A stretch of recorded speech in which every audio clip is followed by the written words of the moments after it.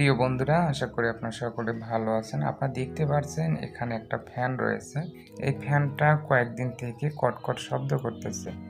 কেন কটকট শব্দ করতেছে অবশ্যই ভিডিও প্রথম থেকে শেষ পর্যন্ত দেখতে থাকুন। আপনাদের বাসা বাড়িতে এরকম যদি ফ্যান কটকট শব্দ করে খুবই একটা বিরক্তকর, এক্ষেত্রে আমি বলবো আপনারা নিজেরাই এই কাজগুলো করতে পারবেন। আপনারা দেখতে পাচ্ছেন এখানে যে ফ্যানটা রয়েছে, এই ফ্যানটা যেহেতু শব্দ করছে, এক্ষেত্রে আমরা ক্যাপাসিটরটা কানেকশনগুলো খুলে নিলাম। এরপরে আমরা সুন্দর করে কানেকশনের যে তারগুলো আমরা বের করে নিব। তারপরে আমরা 3টা নাট দিয়ে সুন্দরভাবে হ্যামার দিয়ে আস্তে করে বাড়ি দিয়ে আমরা উপরের বা নিচের যে পার্টগুলো রয়েছে খুলে ফেলবো। আপনারা যখন এই পার্টগুলো খুলবেন অবশ্যই আস্তে ধীরে বাড়িটা দিবেন।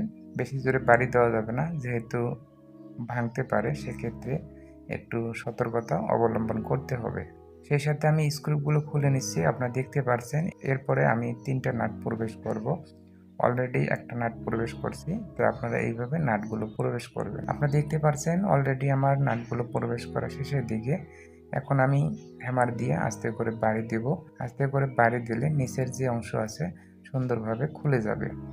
তো অলরেডি আমি বাড়ি দিলাম, এখন আমার নিচের যে অংশটা আছে সেটা খুলে যাবে। আপনারা দেখতে পাচ্ছেন অলরেডি আমার ফ্যানটা খুলে গেছে। এখন আমি দেখব এখানে কি কারণে শব্দটা করতেছে। এখানে শব্দ করবে শুধু বেয়ারিংয়ের সমস্যা। বেয়ারিং সমস্যা হলেই হবে না, অনেক সময় যে ম্যাগনেটটা থাকে, তো ম্যাগনেটেরও একটু সাইড হলেই সমস্যা হতে পারে, এরকম শব্দ করতে পারে। সেক্ষেত্রে আপনারা যখন ফ্যানটা খুলবেন আস্তে ধীরে কাজগুলো করবেন, কেননা যেহেতু এখানে কয়েল বাঁধাই করা আছে। জোরে যখন বাড়ি দিবেন, বাড়ি দিলে এখানে যে ফাইবারগুলো আছে ঝরে যাবে, ঝরে গেলে বডি শর্ট হয়ে যাবে। সেক্ষেত্রে আপনারা অবশ্যই আস্তে ধীরে কাজগুলো করে নেবেন। আমার নিচের অংশ খোলা শেষের দিকে, এখন আমি উপরের অংশ খুলে নিব। সেই সাথে আমি একটা কার্ড ইউজ করছি। এই কাঠ দিয়ে আস্তে করে বাড়ি দিব, যেহেতু ফ্যানের মধ্যে কোনো প্রকারের প্রেশার না পড়ে। সেক্ষেত্রে আমার ফ্যানটা উপরের যে পার্টটা আমি খুলে ফেলছি। আপনাদের উদ্দেশ্যে একটা কথা বলতে চাই, আপনারা যখন বেয়ারিংগুলো চেঞ্জ করবেন, এর একটা সাইজ রয়েছে, যে কোনো ইলেকট্রনিক্সের দোকান থেকে বেয়ারিংগুলো সংগ্রহ করবেন। আপনারা দেখতে পাচ্ছেন এখানে কয়েলটা মোটামুটি অনেকটাই ঠিক আছে, কোনো প্রকার সমস্যা নেই। আমার হাতে যে ম্যাগনেটটা দেখতে পাচ্ছেন এটা খুলে গেছে। আর আপনারা যখন ফ্যানটা খুলবেন অবশ্যই ফ্যানটা একটু মার্ক করে নেবেন।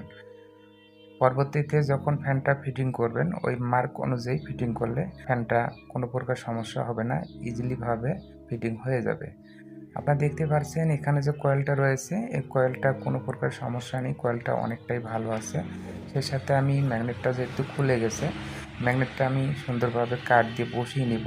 আপনারা অন্যথায় শুধু হাতুড় দিয়ে বা হ্যামার দিয়ে বাড়ি দিবেন না, অবশ্যই কাঠ ইউজ করবেন, এতে করে অনেকটাই ভালো হবে। ফ্যানের মধ্যে কোনো প্রকারের প্রেশার পড়বে না। এই ভিডিও যদি আপনাদের ভালো লাগে অবশ্যই লাইক, কমেন্ট, শেয়ার করে সাথেই থাকবেন। আপনারা দেখতে পাচ্ছেন এখানে আমার ফ্যানটা খোলা শেষের দিকে, সেই সাথে আমি ম্যাগনেটটা বসিয়ে নিলাম।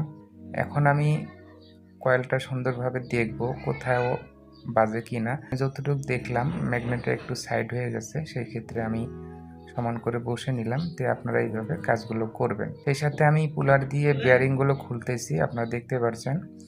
তো আমি পুলার দিয়ে বেয়ারিংগুলো খুলতেছি। আপনারা যদি বেয়ারিং খুলতে অনেকটাই কষ্টজনক হয়, আপনারা এই পুলারগুলো ইউজ করতে পারবেন। এই পুলারগুলোর দামটা তেমন বেশি না, 250 থেকে 300, 350 টাকা নিতে পারে। এই পুলারগুলো দিয়ে এখানে বেয়ারিং খোলা খুবই একটা ইজিলি ব্যাপার।